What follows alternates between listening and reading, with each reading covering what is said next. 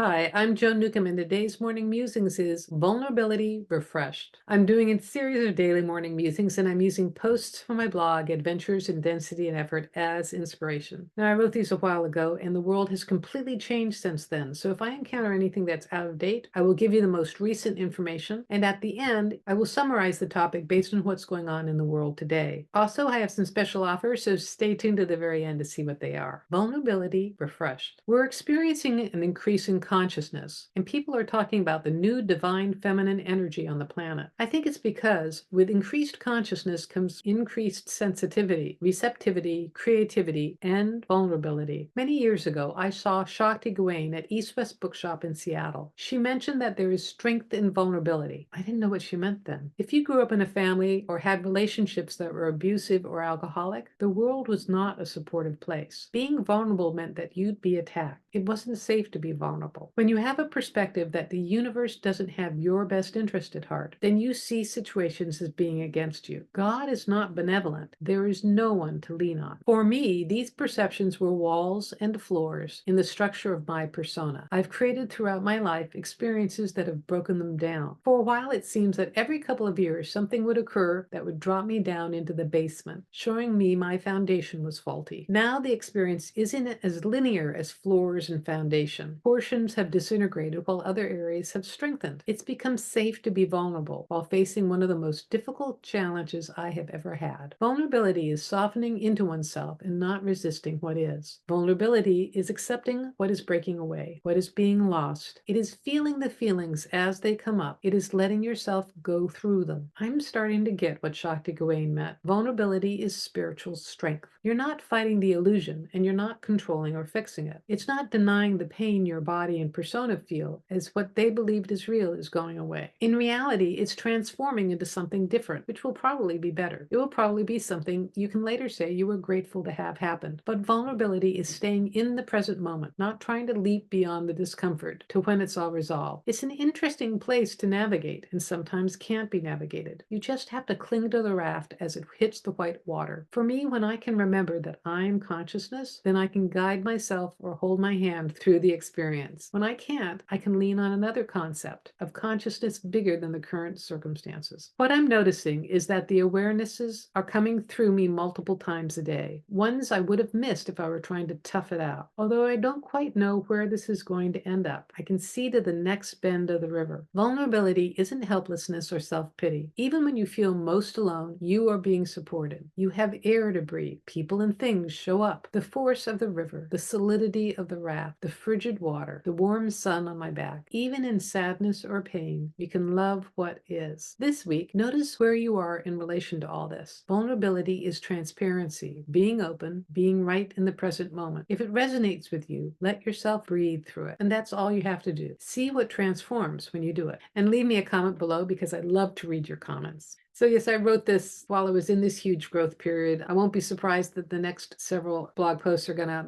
be similar to this.